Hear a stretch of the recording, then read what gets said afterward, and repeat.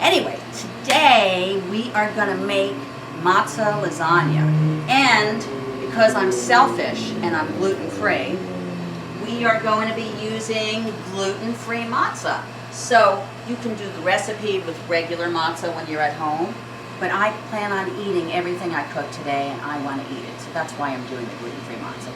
Now we're going to set up our ingredients first, and I'll show you a few tricks. This is just a gorgeous red sauce, beautiful red sauce that I made. And it's nice and thick and yummy and perfect.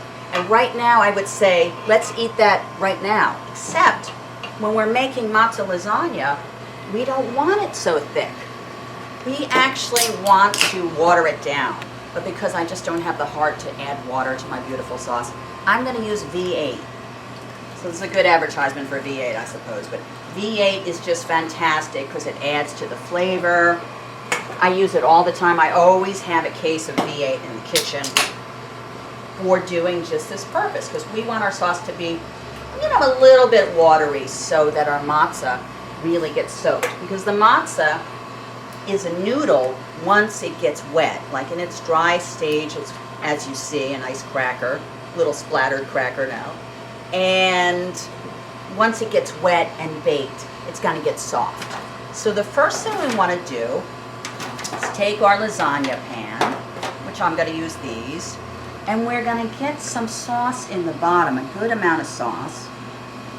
Kind of spread it all around. It's also very important when you're doing these things to have a good song in your head, so you can kind of keep your groove going. I just had S-A-T-U-R-D-A-Y, night. I don't know where that came from, and I'm a punk rocker. Then we want to lay out our matzah, and it's not going to fit perfectly here. You'll see, look, that's not going completely to the edges. So what I'm going to do is break a few just to make it work as best we can. And I have a purpose later on for all of my broken matzah. So this is how we're going to start off. Going to totally line up every corner with matzah. Now, just so you know, the gluten-free matzah breaks a lot more than the regular matzah, but it comes together in the end. Now, over here, I've got some gorgeous ricotta. So I've got about 2 pints of ricotta, and it's great to go just like that. You don't have to do anything else. But because, why not? I'm going to give it 2 eggs. Now, when I was growing up, we never did this. First of all, we never did ricotta. We would do cottage cheese. And I don't even think I even knew what ricotta was until I was like 20 years old or something. And we never ever put eggs in. And it's perfectly fine without the eggs, but we're going to make a vegetarian matzo lasagna. And the eggs are just kind of give it a little more protein and a nice creamy texture, and just make it all the sexier. Now, if you're using salted matzah, you may want to go a little bit delicate in your salt, unless you like it like that, but I like a lot of flavor. I have a good amount of flavor in my sauce too. See how beautiful and creamy that got once we added those eggs? It's a gorgeous, gorgeous thing. Now, coming over here for our Operation Matzah. And I need a big old spoon right here. We're going to put a nice layer of our beautiful creamy ricotta right here.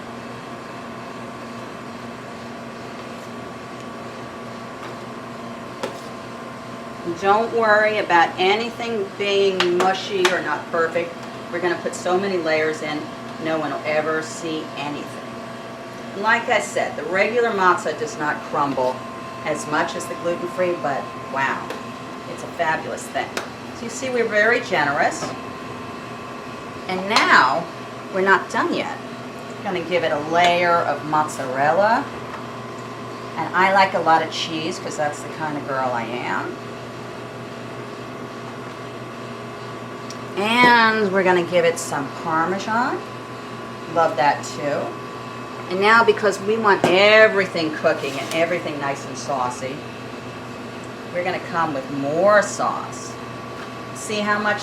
I'm being very, very, very generous because I really want the sauce to really cook my lasagna noodles. So we're going to even that out a little more. Here we go. Nice and saucy and sexy, just like me. What can I say? Look how beautiful already.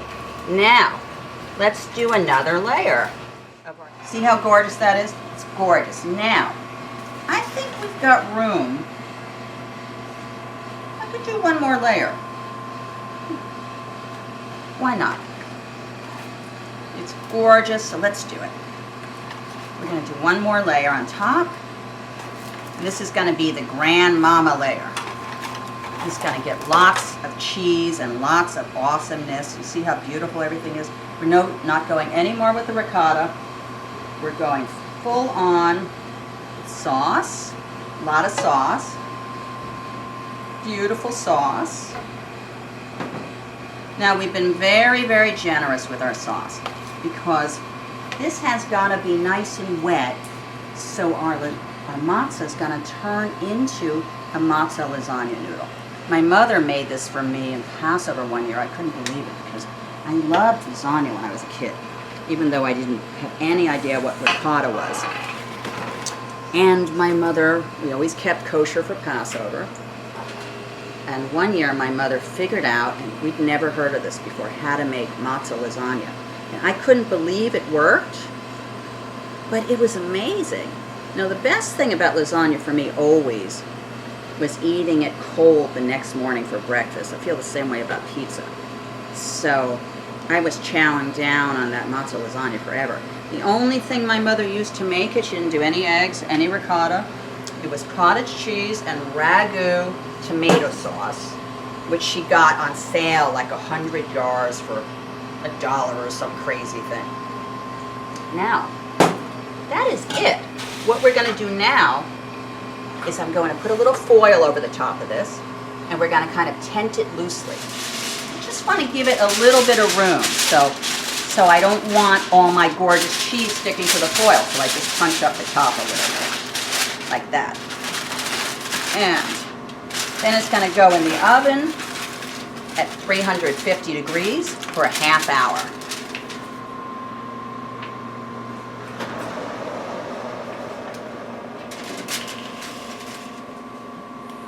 And in a half hour, we're going to pull it out, take the lid off, and get our cheese nice and crusty and awesome.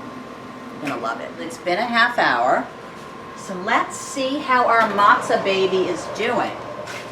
I got a feeling, oh my God, I got a feeling it's going to be sexy. But let's take a look.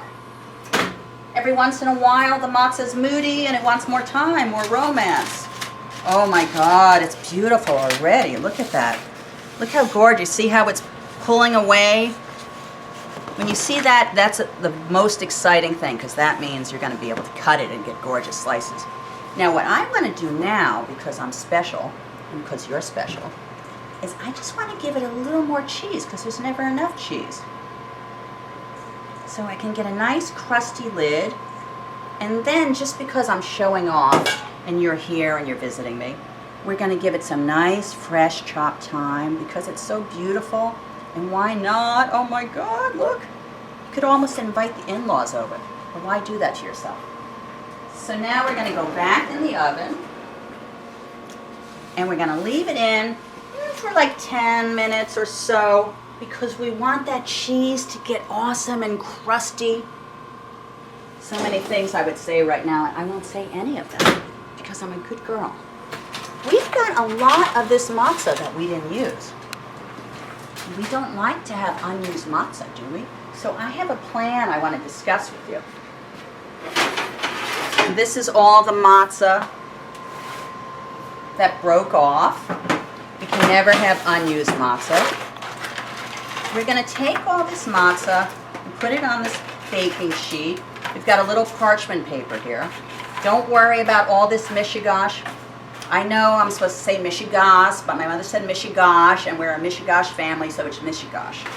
Don't worry about all this mishigash because I have a plan for it. So here's all the matzah you did not make a lasagna out of. Nothing will go to waste. I promise you that. Okay? And my plan is we're going to make something called matzah crack. So stay tuned. I have a nice pound of butter, and I'm going to add a whole quart of brown sugar.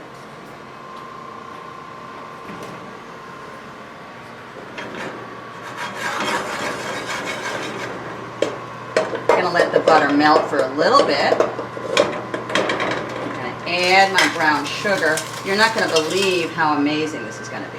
It's very delicate, as you can see. And when this melts, we're going to have the beginning of something called matzah crack.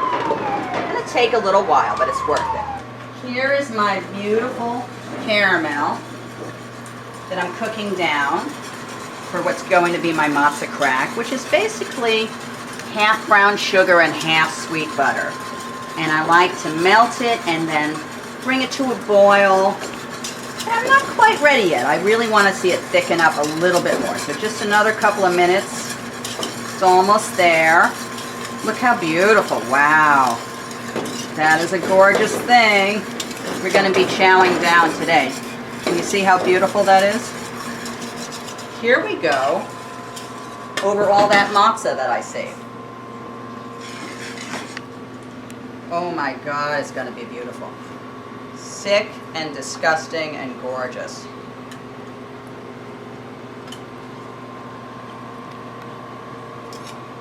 Can you see how beautiful that is? There's no such thing as too much because we're going to eat every bit of it. Now, I actually could use more matzah. You can eat more of it. Put this in the oven until we kind of just want this to set a little bit. So I'm going to say about 10 minutes.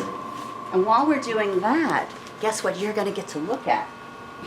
Our beautiful, beautiful, beautiful matzo lasagna. La la la la la la la. Let's give it a little parm because why not? We love our parm. It's a gorgeous thing. It's practically a matzo lasagna souffle, if I do say so myself. I gotta say, that is a very sexy thing. Now, the trick with lasagna, maybe even more so with matzo lasagna, is you don't want to just immediately start cutting into it. You want it to set and fall into itself. It's a little bit like the same idea. You don't want to start slicing a meat the second you pull it out of the oven. So let it set and fall into itself. And it's totally cool to do this a day before, even better, as it really starts to set. So a little later on, we're going to cut into this and you're going to see how awesome this is. Here is the beginning of my beautiful matzah crack. And the first thing we're going to do, like it's not sick enough in all of that gorgeous caramel, is we're going to cover it with dark chocolate chips. And they are just going to melt on it like crazy. You'll see. It just gets better and better and better and better. This is really like 30 heart attacks waiting to happen, but it's a beautiful thing. Beautiful, gorgeous. And now I have some nice toasted pistachios. They're going to go on that too. What a lovely mess. This is what I did with all that broken matzah pieces from when we were making our matzo lasagna. It's beautiful. Oh my God, it's gorgeous. Pistachios. Now, if you're allergic to nuts, you can do it without the pistachios, but why not? And last but certainly not least, we want a nice amount of sea salt, because the salt really kind of evens out all that intense sugar from the caramel. I don't know how it is that we ever did desserts without salt before. It's a gorgeous thing. Oh my God, it's beautiful. This is so sexy. I can't even stand it. Now we're just going to sort of mush things around a little bit. So we want that. Like, look at that. See how hot that is? Just going to mush everything all around. And Oh my God, this is going to be really sick later on. So, we're mushing all our chocolate all around. Everything is beautiful. Oh my God, obscene, gorgeous, lovely. And what we're going to do is we're going to chill this just long enough to have the full crack experience. Now we're just going to chill this for a few minutes and let it set. We've got nothing else in the fridge, so it doesn't mind it being a little hot. And pretty soon we're going to be in crack land. So since we're hanging out, we're going to do one more thing while we're waiting for my crack to set. Not my crack, you know, matzo crack. Let's not go there. So we've got some walnuts. I'm just going to toast them a little bit. And I'm going to show you a little spin on what I do with harotzets. Everyone has their own Passover recipe. Ours always starts with Macintosh apples. Can't be anything else but a Macintosh apple. And we just we don't want to do anything too anal. We just want to, see, I'm just giving it some nice chunks. I don't care so much about how perfect it is because this is all going to go in the food processor. Now, I know you're probably thinking, what's keeping the apples from going funky? You know how apples like to go brown? Well, because that's the next part of our fabulous ingredient, which I would say we only get to see on Passover, but I tend to use this all year long in a lot of different places. Very often when I make a sauce and no one can identify the secret ingredient, here it is. Extra sugary sweet Manischewitz Passover wine. We're going to just soak this just like that. We're taking our walnuts out. We just wanted to toast them a little bit. And we're going to let that cool off just a minute. We've got our toasted walnuts that just came out, and they're gorgeous. And I'm just going to do like a little rough chop because I'm going to throw them in the food processor. In our bowl now, we've got our Manischewitz soaked Macintosh apples, our chopped toasted walnuts, and now a really good amount of ground cinnamon. I like a lot of cinnamon. Mix that all up. Now, we're going to go in the food processor. We're just going to give it a couple of pulses. We want to still see the apple, but we definitely want it to be nice and chunky. You see how gorgeous that is? Beautiful, right? If we were doing Passover right now, you would be a happy, happy baby because this is a really, really, really yummy harotzets. I never understood why we couldn't have it all year long. I love it. It's, you know, the Manischewitz and the apple and the cinnamon and the walnuts when they're toasted. It's just gorgeous. I could eat this forever. But today, we're going to try something new, and that is harotzets as an ice cream topping. And why not? This is a sea salt and caramel ice cream that we love. And why not? What apples love caramel, right? So why not have harotzets as an ice cream topping? Look how beautiful it is. And look at that. We've got an ice cream and harotzets martini, perfect for Passover. And if you are eating meat on Passover and you don't want dairy, then just do a par of ice cream. Actually, the harotzets would really love to be with a sherbet or a sorbet or fruit-flavored ice cream.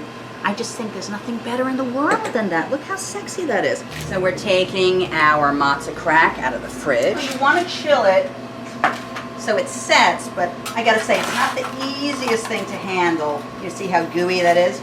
It's kind of awesome. And we're just gonna break it up.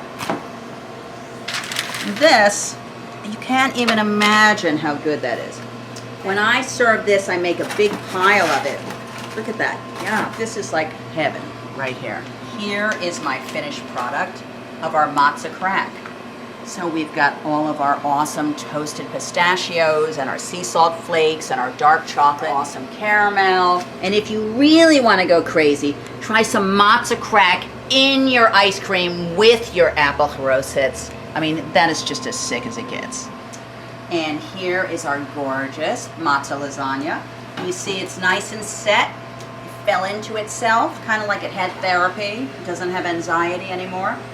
And now we can cut into it. And oh wow, you can see already how gorgeous that is. Oh my God, it's a beautiful thing. I'm gonna say this lasagna, you could get between 9 and 12 people out of this. It's a nice. Anyway, look how beautiful that is. See that? It's just gorgeous. Oh my God, it's perfect. Pure perfection. Heaven. Absolute heaven. Look at that. Look at all the layers and the flavors. It's a beautiful thing. Totally vegetarian, totally gluten-free, and kosher for Passover too, if you're in the mood. It's our matzo lasagna. And it's going to be fantastic tomorrow morning cold for breakfast. Just so you know, normally I wear gloves when I cook, and normally I put all of my beautiful hair up in my shmata. But this is a cooking demo, and I wanted you to know how cute and adorable I really am. Well, thank you for visiting me, Chef Rossi, aka Slava Davida Shana Bashan Arachal, and the Raging Skillet, New York City's wildest anti-caterer. And I'm gonna pig out on my gluten-free matzo lasagna right now. I can't wait another second. Anyway, have a fantastic holiday, and if you're not celebrating, have a fantastic day, life, and I can't wait to meet you. But I'm not sharing this. Adios.